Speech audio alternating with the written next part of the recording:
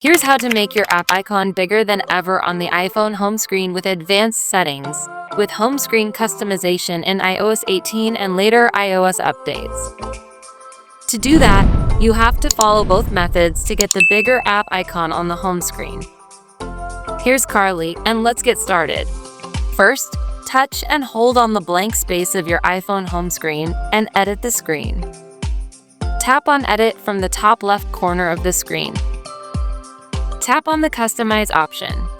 Select the large option and check on my screen.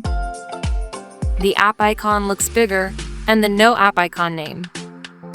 The downside is the large icons look like a kid's phone. If you stay with the name, then use the second method. In addition, for now, I am staying with the big icon with no label and making it even bigger. Launch the Settings app on your iPhone and scroll to the Display and Brightness option to do that. Scroll to last option, Display Zoom, and select Large Text option and done from top right corner. Now, confirm with the Use Zoomed that changing display zoom will restart the iPhone. And that's it. Move to the home screen, then see the bigger icon. You want to see the name of the app icon.